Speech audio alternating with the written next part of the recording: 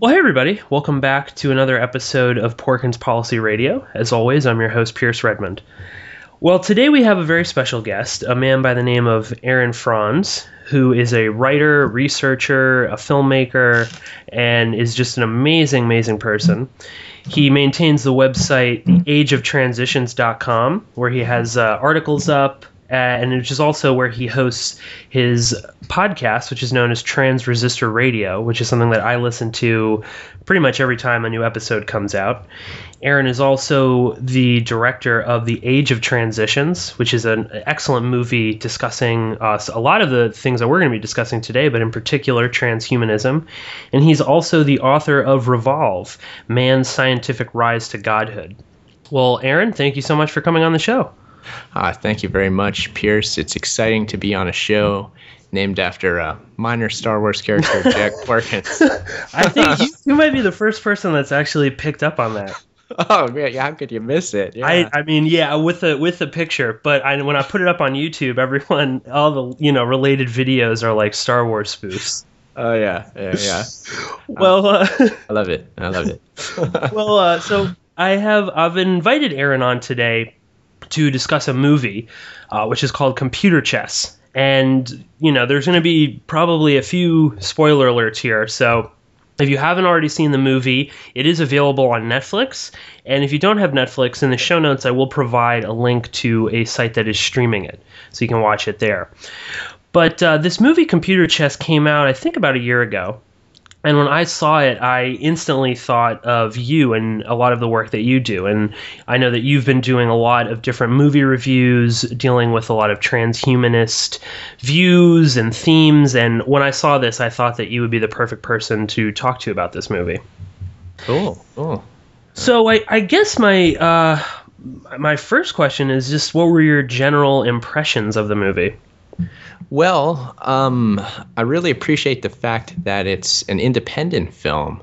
So with the movies I sort of stick to with reviews tend to be big Hollywood productions, and that's like a whole nother beast. The Hollywood system is a beast in so many different ways. Oh, yes.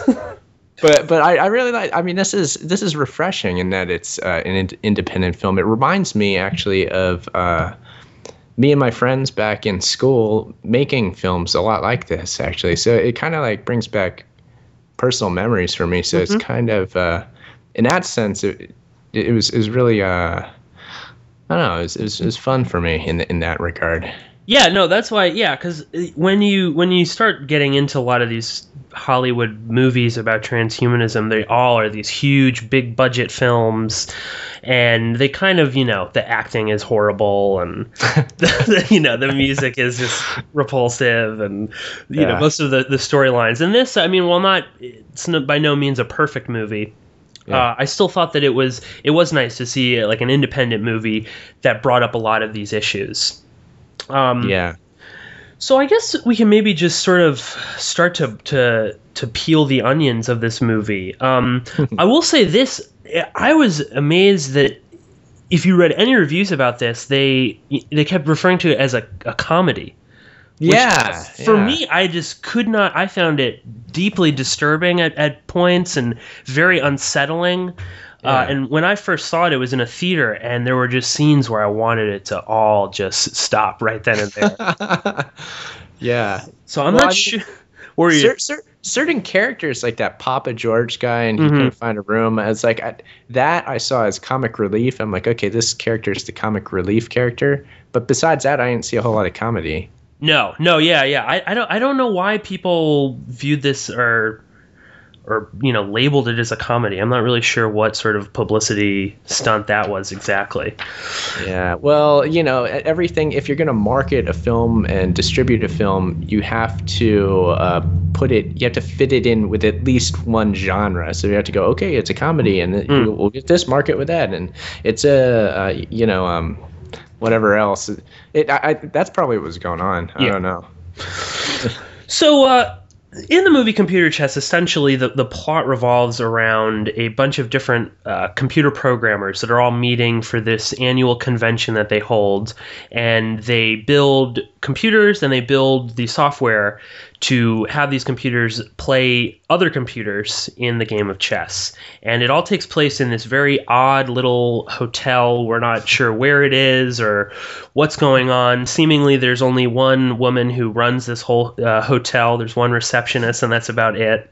And slowly, as the movie begins to evolve, at least in my opinion, more and more bizarre sort of things start occurring there. And essentially, the movie is about AI and about this sort of melding between, computers and people, and there's a lot of sexual aspects to it. And these are why I wanted to have Aaron on, because this is a lot about what he talks about. But I guess my first sort of thing for you was this whole sexual aspect and how you sort of viewed that. We've got the mysterious woman who seems to be a prostitute, who again turns out to be a robot possibly at the end of the movie. We've got they talk about feminine programming. That's sort of this, as if programming could even have a gender. And everyone seems to be hitting on poor Shelley, who is the one female programmer at this convention, which is like a big deal for all of them. So maybe you could elaborate a little bit on this, because I had never really understood this sort of sexual nature or sex and technology until I started to view some of your work. And maybe you could elaborate a little bit on this and how the transhumanist movement has sort of adopted this sort of strange particular stance where they see that technology will sort of enhance people's sex, or I don't even know. Yeah. Well, it goes deep if you're talking about the transhumanist side of this, and there's all sorts of different angles to consider. One, I guess, at a sort of generic level, you've got computers enabling ease of access to pornography and things like this. This is like stating the obvious, but transhumanists will actually cite things like this. They're like, oh yeah, pornography, and it's everywhere now. And they'll even cite specific things like transgender and hermaphroditic pornography and weird stuff like that. There's this one paper I read from the Institute for Ethics in Emerging Technologies. It's basically the World Transhumanist Association. It's all the same group of people, and they wrote a paper on post-genderism. And if you want to know how sexuality and the transhumanist movement sort of come together, look up this whole post-genderism thing. And man, it would take I'd have to sit here for like a day straight, and we'd be just scratching the surface of this. It's hard to know even where to start. I guess I'll say that with the transhumanist thing, their sort of ideal is to eventually, first it's to sort of get easy sexual gratification and, sort of almost commercialize that and extend that as far as possible. But beyond that, it's to get past that completely and sort of transcend human gender, male and female, to go beyond that, to mix the two into one hermaphroditic sort of transhuman, post-human creature, or even go beyond that to complete gender neutral. Well, we're just creating humans on the assembly line, or post-humans. So, what's this gender thing all about? Is we've gone beyond it. We've it ties into procreation with the mind as opposed to procreation with the groin. And it's very weird, and it's bizarre, and it gets into a lot of occult subjects real quick. It's craziness, but it's all there for people who want to look into it. It's And the other theme that really sort of struck me when I watched the film was this idea of the computers starting to program people.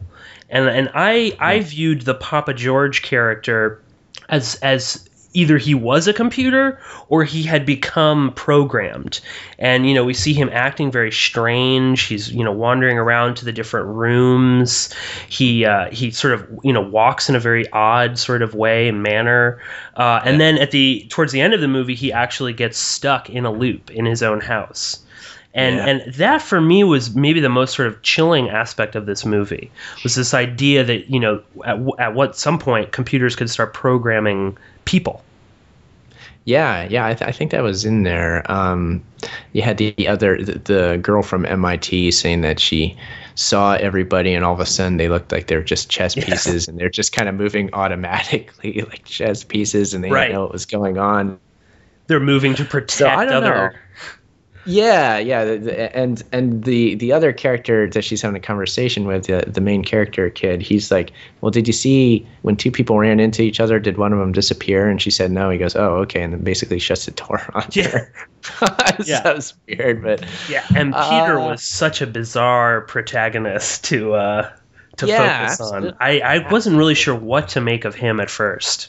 No, this movie was unconventional in every sense, really, and that I have to appreciate, how it was just so different. Yes, absolutely. Yeah, and his just everything about him, his sort of, he can't really interact with anybody, which I thought was another big sort of theme in here, was that he felt most at home just sort of sitting in his hotel room with the computer, just sort of working through it. And we see that now when, everyone is on their phones or on they're all constantly on their computer. Yeah, well, it's an interesting insight because it's a good portrayal of the typical nerd character. That's how a nerd operates. They're an introvert. They're happy when they're like working on their computer, playing chess, or things like this. And they're awkward around females. That's the nerd. And in the 1980s, that was the realm of the nerd, to do those sorts of things, to be playing on the computer all day, hunched over it. Only a nerd would do that. Today, but it's funny. In today, like, everybody does it. So this sort of like nerd culture, this creation of the nerds has come into the mainstream to really affect everybody in a pretty profound way. So I think that's kind of an interesting thing to look at there. Oh, definitely. And of course, like, a lot of people could watch the movie and sort of be like, oh, well, I would never be that, nerdy or introverted. Whereas now, I mean, if you, like in New York City, I mean, if you're on a train, no one even looks up at anybody. They're just playing Candy Crush or whatever fucking game they're obsessed with at the moment. People just, people interact more through the internet and through technology. So I thought that was a weird, sort of an interesting sort of take on that, in back then, this guy would have been sort of viewed as a dork. Whereas now that's what we all are, Yeah, and nobody thinks they're a nerd. It's funny. Yeah, everybody, it's cool, actually, to have these things. And I don't know, I was thinking the other day about consumer culture just in general, and how the one thing that's probably sought after by all demographics, the one thing that everybody wants, would be the iPhone, the iPad, things like that. That's like it's got the universal appeal to it commercially. And my thought on it was like, okay, it's this kind of, what's the state of capitalism? Well, whatever, like that's a whole another conversation. Right. But at this point in time where things are uncertain, to say the least, people are buying these machines, which are leading us God knows where, into a whole new system, really. And people aren't thinking of it that way. We're still in this one paradigm. And we're not even thinking about what the technologies will turn into, what the system will turn into in the process, what plans there might be for these sorts of changes, if anybody's actually thinking down the road on these things, or if everybody's just like buying into it without thinking. It's my opinion is that, of course, yes, there are people who do make plans, and they're movers and shaker types, and then you've got most people who do just the buying and the consuming, however the consuming happens to be going on, and they never do think about it. It's unfortunate. Oh, I know. I saw this guy at work wearing Google Glass, and and he looked like an idiot, but of course, in a few months or years, everyone will have that. And That's people don't really seem to put all that together. What is the ultimate agenda of this? At what point does it become too much, or that, at what point is consumerism just turning us into robots? Exactly. Yeah. Well, it's just a method for doing that. In my opinion, that's what consumerism is. It's a convenient way to, sell people on ideas at the moment. What was your take on this sort of Alex Jones conspiracy theorist type? Because I thought it was interesting that they include that sort of an opinion in the movie. I'm pretty sure in Pacific Rim or some of the other films that you've reviewed, there is never the sort of guy who's sort of, well, maybe this is a little bad, or maybe this will lead to something else. And I did think they kind of portrayed him as sort of a like a drug addict and kind of goofy at times, but I was still sort of interested in that they still had this sort of character, even if he sort of came off as a bit abrasive at times. Mm-hmm. Well, again, it's the sort of freedom you get when you make an independent movie. You get to put these sort of things in there. You would never see this portrayal of the military-industrial complex as it relates to technology and AI in any big-budget movie.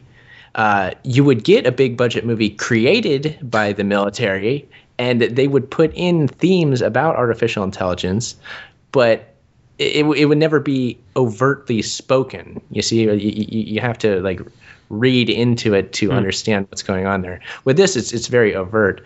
On a constructive criticism level for the the filmmakers, I was a little confused about that character actually. Like, he just kind of came out of nowhere. There was like the sort of burly older guy, and then the younger guy with the long hair. Freddie. I'm like, who are these guys? They just like kind of came out of nowhere, started talking about World War III. Yeah. And then all of a sudden they're like talking. I'm like, the whole film, I didn't know who they were.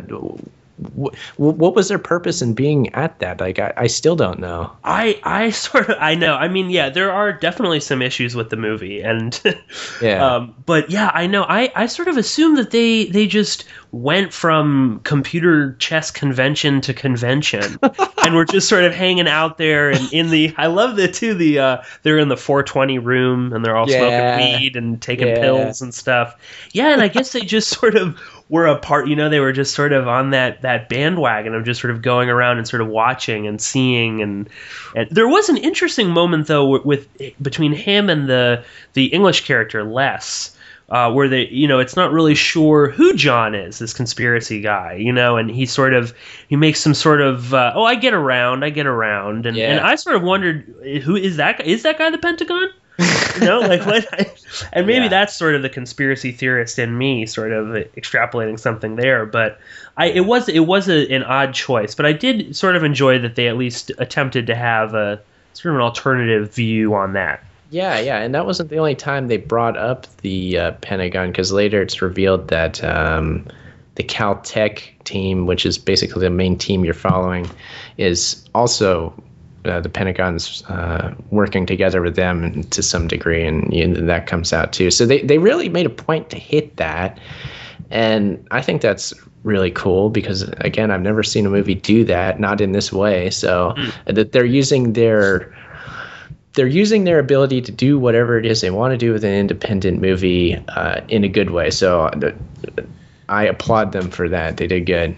Yeah, no, definitely. I thought that was just excellent. What was your? I have to ask you this. What was your take on the cats?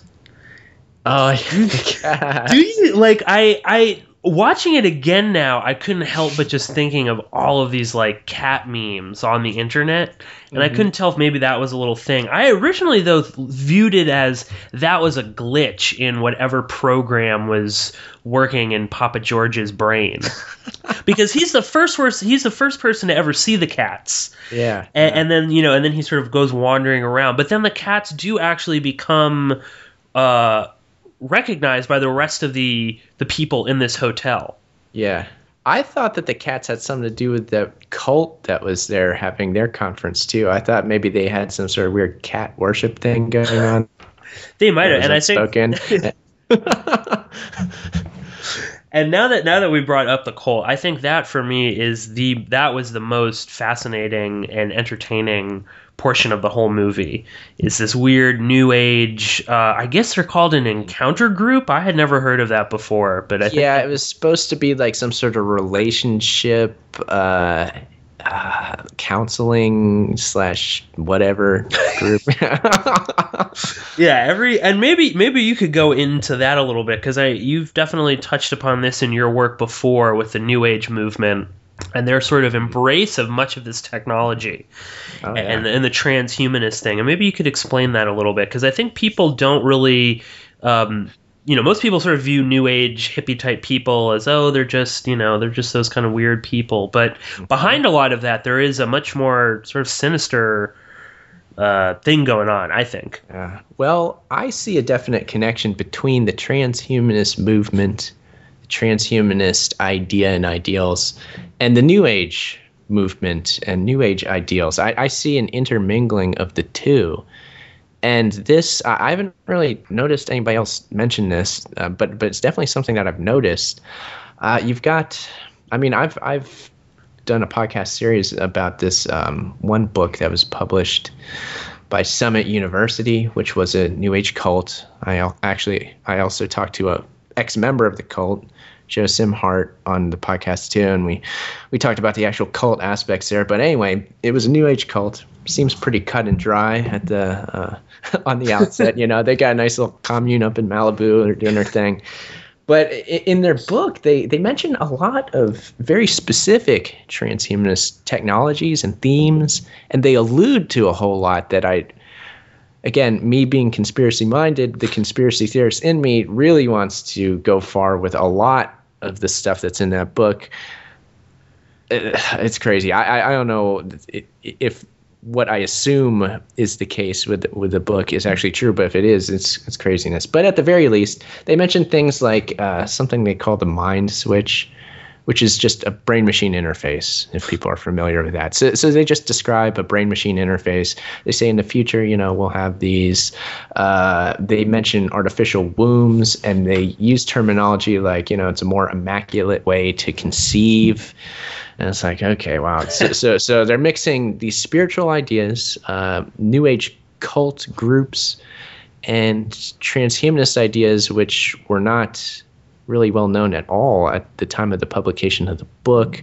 So I don't know, just a lot of dots to connect, a lot of intermingling of seemingly totally different subjects that I find fascinating. And the artificial womb sort of comes into play in this movie when it's revealed that one of the professors who's been working on the Caltech team was sort of doing a late night, private sort of experiment or whatever with the computer that they've been using, and he begins asking the computer these interesting questions about like, where is your soul, and all sorts of bizarre things, and the computer starts to kind of articulate these weird things, and then the screen changes and it is actually a fetus. It's an ultrasound.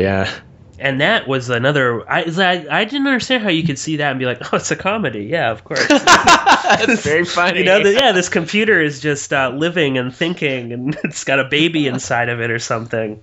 Yeah, the comedy thing, I don't know. It's such a genre-defying movie. They had to slap some label on there.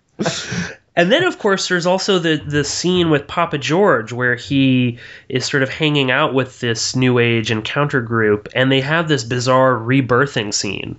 Yes, yeah. And for me at least, that was more evidence of this sort of New Age transhumanist thing, because I did really still think of Papa George as some sort of programmed person. And when they all sort of rebirth him and embrace him, it was this like strange, freaky, technology and New Age coming together, and we can, birth these computer people that look normal. Yeah. And one of the cult members tries to take in the other main character, and he says how much he admires them and he's fascinated, and his wife is saying that too. He's like, he wants to run away with you like he's a little boy with the circus in town. So they're showing definitely this strange sort of attraction between AI developing nerd transhumanism and New Age cult weirdness.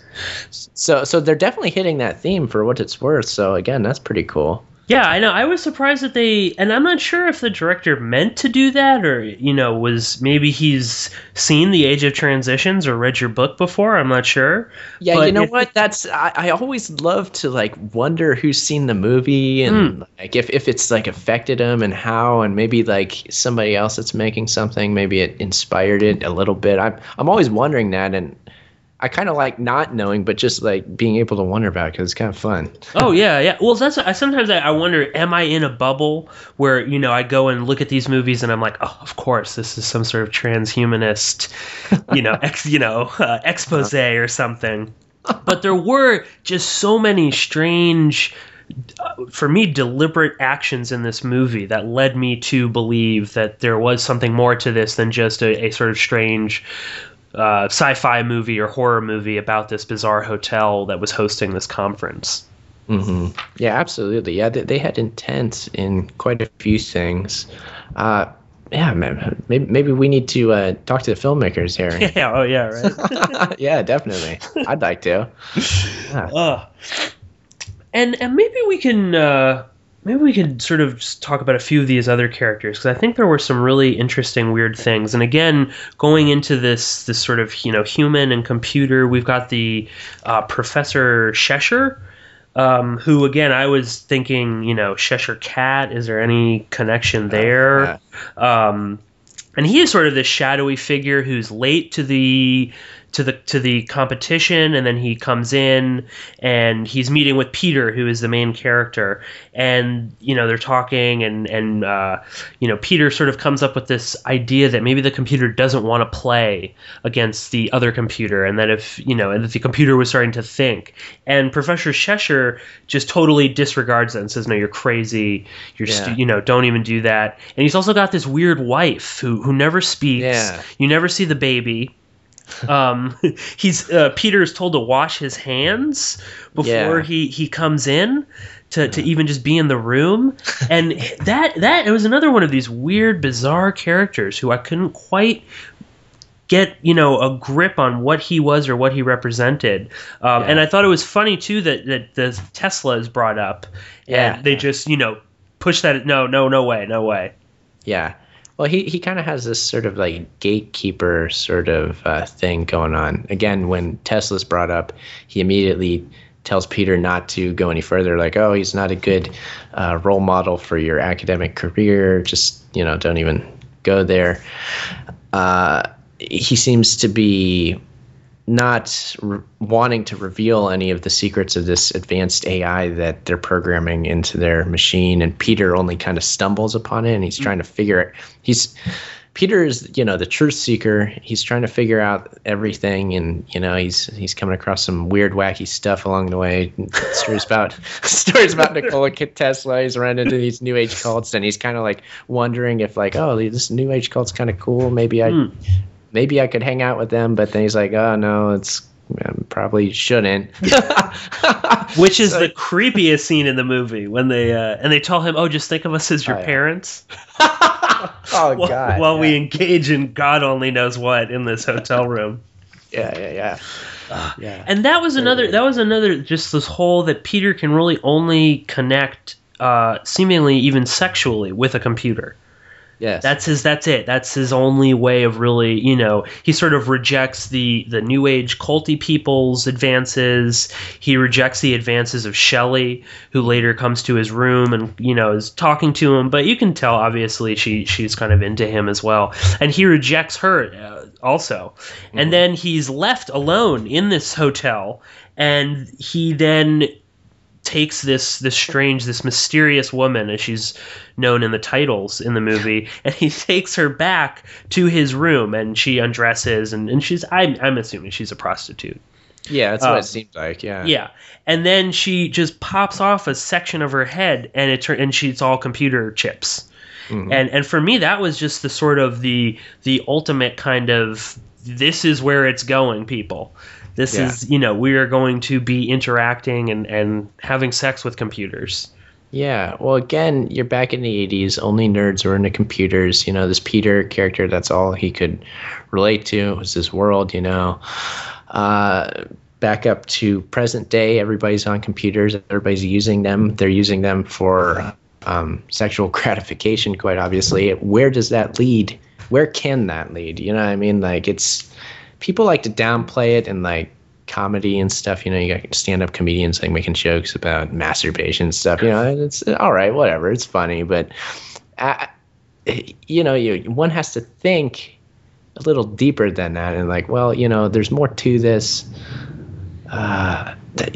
Where are we going with all this? And then you dig up papers like Post-Genderism by the IET, and you read the stuff that they say, and they're like, oh yeah, in the future, gender neutral. Maybe we'll mix the two genders and this, that, and the other. And it's like, whoa, okay. This is what was in the back of my mind the whole time. Now it makes more sense. Yeah. And we see that more and more with popular culture. Like, Lady Gaga always looks sort of androgynous, and and all those Hollywood celebrities, all their music videos has all this weird stuff with computers in them and robots and interacting. And there's what's that? I think you were talking about on a podcast, that Chris Cunningham video. Oh yeah, the Bjork one. Yeah. Which again, people sort of saw that then and they were like, oh, that's so cool and weird and stuff. But if you go online, you can find all these things, and they really are speaking about it as this will be real. This is all going to happen soon. Oh yeah. And you can see it coming.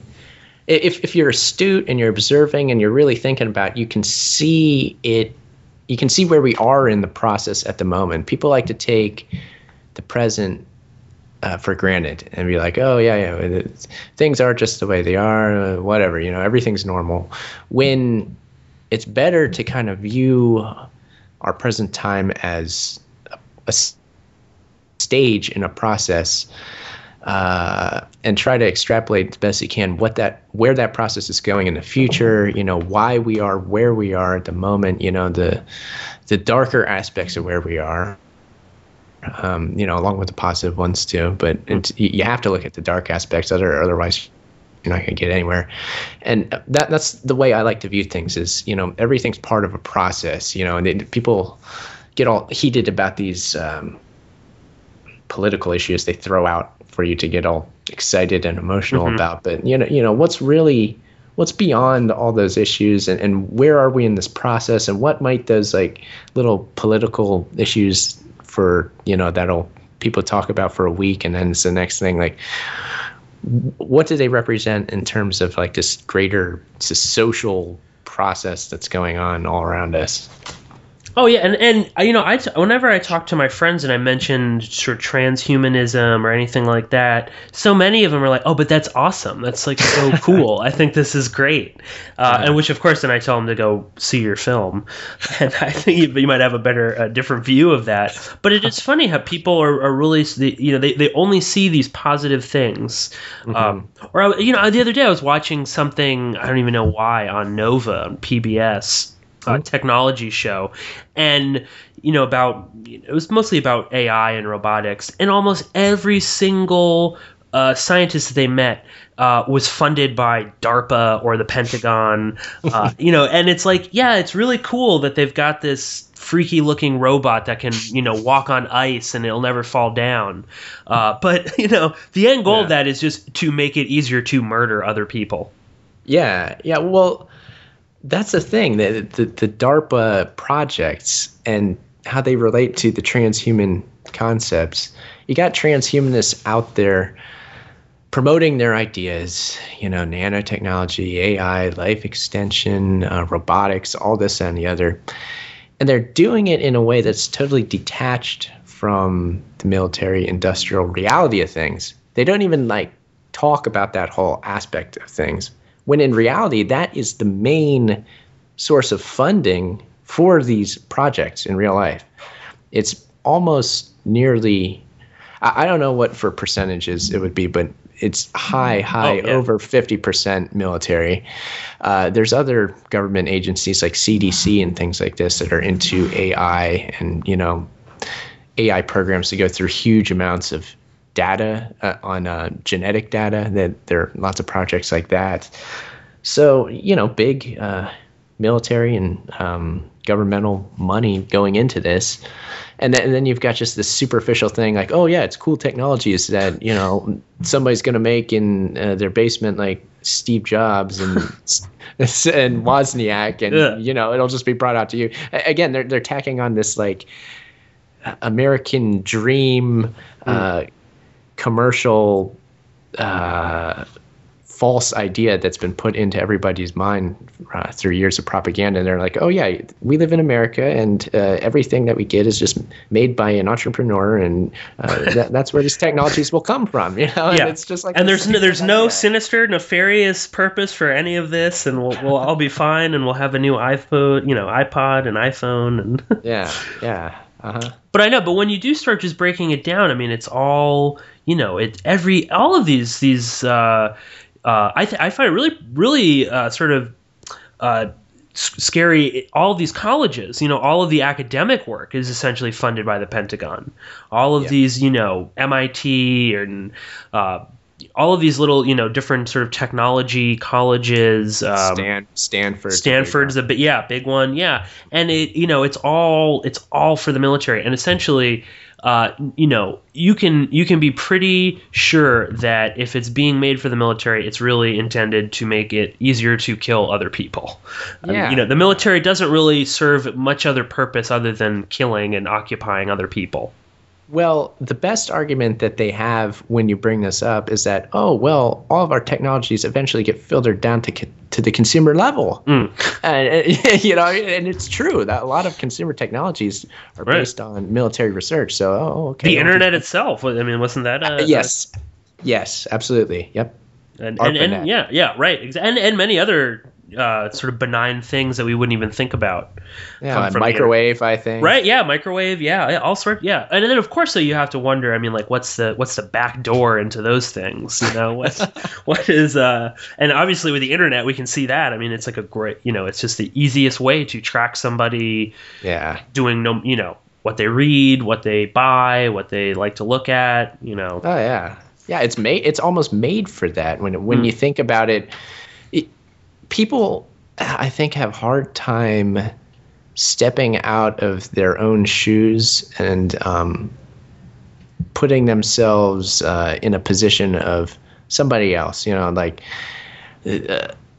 somebody who works at the NSA, somebody who works through DARPA somehow. They're unable to see the point of view of those sorts of people or really understand anything about what's going on in that world. And, understandably so. It's a secret world. We're not really told a whole lot about it. Nothing that we're not supposed to know, that's for sure. So I don't know. It's tough. For sure, people need to, or I would like it if people didn't take technology for granted, and internet, it's just easy. I mean, we all do to an extent, myself included. We all end up taking it for granted at some point, and then it's difficult to remember that it is being used to track you, and it's hard for most people to come to that conclusion for a number of reasons. I understand that, but for me, that's how it is. I've come to realize that, and I'm not living in paranoia now because of that. I'm just realizing that that's the truth. And you shouldn't let that, because that's ultimately that's what they want. Yes, just to think that we're all being watched and robots will come and murder us all. And of course, if you give up that power and that liberty to these big entities, then of course that will happen. Yeah, well, it's important to remember not to get paranoid. Yeah, because be this as it may, the internet's made to track people, and just take that information and use it to change your behavior slightly. I mean, you don't have to be all obsessive about it. Just do a little thing here and there to throw a little monkey wrench in the system, or like maybe just use internet less or for those purposes, or you don't have to drastically change things, but I think just interacting with people more, because ultimately they want to stop that from happening. They want everything to just be some sort of, computer technology interface. So I think, just don't go on the internet. Maybe go out and actually talk to someone in person instead. And that's the simplest way that you can sort of fight back against this. I agree. Yeah, that's great. Well, now that we've drifted a little bit from computer chess into some other things, maybe we could just sort of sum up just some of these themes that we've been talking about, and perhaps your take on where it's going. And obviously, that's a huge question. So we're not talking about where is this going and what's the end result.